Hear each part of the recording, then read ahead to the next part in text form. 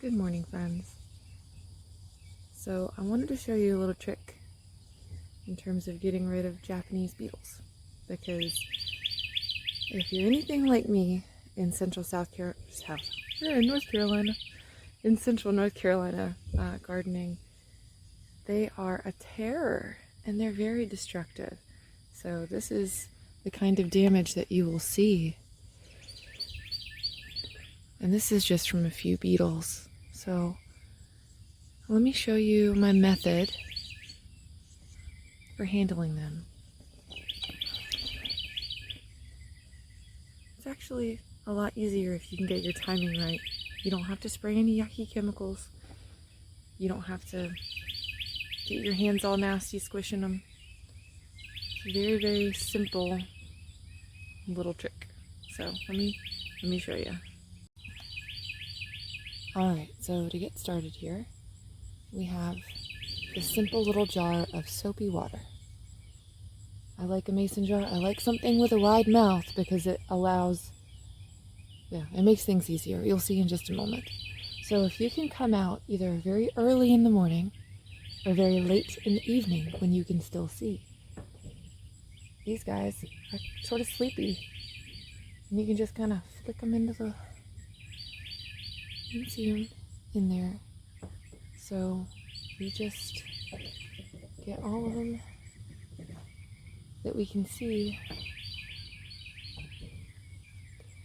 Now I will go around the remainder of my garden and collect these guys. I will let you know you don't want to dump this out immediately. You want to make sure that they're no longer swimming around, because they can recover if you dump them out too quickly. But likewise, you don't want to leave them sitting for too long because it gets a little yucky with these guys decaying inside of here essentially. But I find that this works much better than traps. So this is a pretty badly damaged leaf. We call this skeletonization. As you can see, only the structural parts of the majority of the leaf are still there. So what we are going to do, and you're not going to be able to get all of these, I will say, when the leaf is this badly damaged, what happens is they kind of get stuck in the holes, basically. But I wanted to show you how I care for the plant. This is a hill country okra. And this leaf is just very, very badly damaged. We want to get as many of these Japanese beetles as possible. And this leaf, it's possible it could recover, but what I like to do whenever there's like a ton of damage like this, when I see this in my garden, this is a signal to me that there is something very wrong. So what I do is I come in and I remove the leaf, because I may not be able to do this by hand because okra is a very strong plant. Got it. All right. So yeah, that's skeletonization.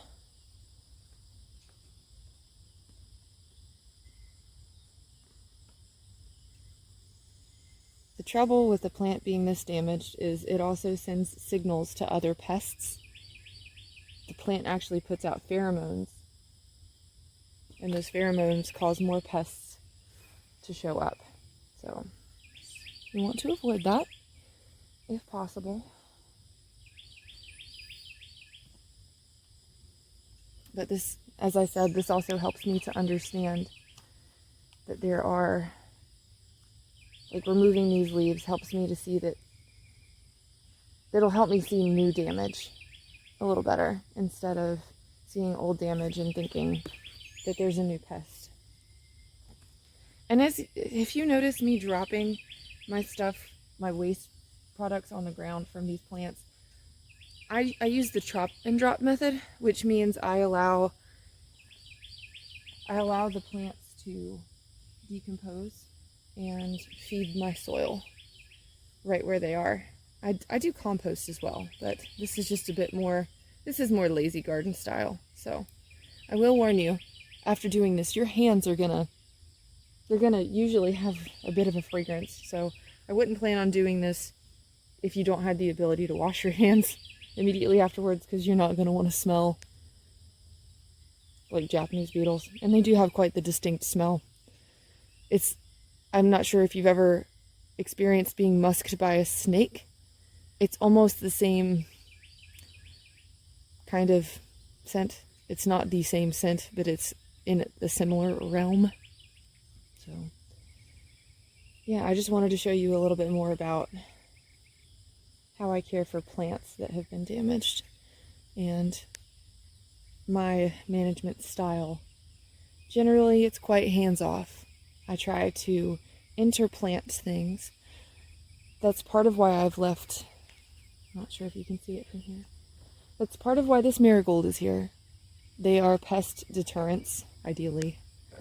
And then this herb down here, this is blue spice basil. It is an excellent pollinator plant, and it also helps to deter pests.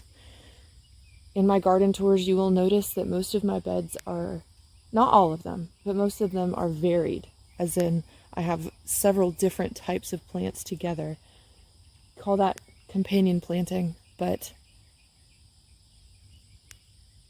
yeah, I like mixing it up. I think it is more natural.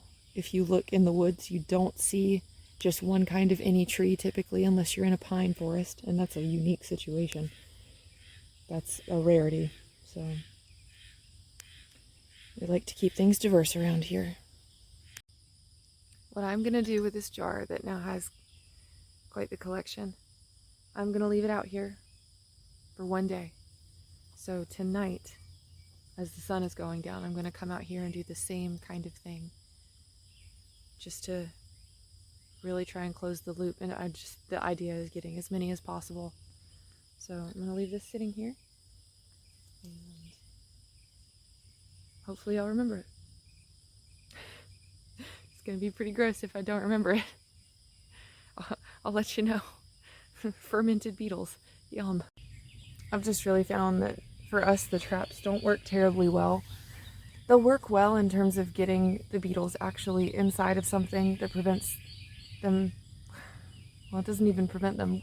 The problem is those pheromones draw in those beetles from all over the place. So the first 2 or 3 years we were gardening here, I had 2 or 3 traps, and I put them, it says to put them, like 30 feet away from your garden. And I did that, but I still had way worse damage than I currently do. So we don't use any kind of traps now. As I mentioned in another video, we do use integrated pest management here, which means we are not trying to kill everything in our garden. What we are doing is we are paying attention to when there is a lot of damage happening, and that is when we intervene. And we do not do it with chemicals. Mechanical, this is what you would call a mechanical treatment, when you come in and literally physically remove the pests. So one's already sunk to the bottom. So it's exactly, there's the second one. That's exactly what we're looking for. And it's so much easier. It's not only affordable, because it's just dish soap and water. Those are things you've got in your house already. And as long as you can get your timing right, it's just such a huge help to be able to get rid of those little guys. I will warn you, if you try and do that late in the day, they will fly away. They're either going to drop to the ground the second you touch them, or they're going to fly at you. They're a lot quicker when it gets warm, and they really like the heat. So yeah, that was just a little trick I wanted to show you. So I really hope that helps you in your garden, because it's really helped me a lot. And if I can share some goodness, that's exactly what I want to do. I hope you guys have an absolutely beautiful day. This has been Sam with Harvey Cat Homestead. Hope to see you again soon.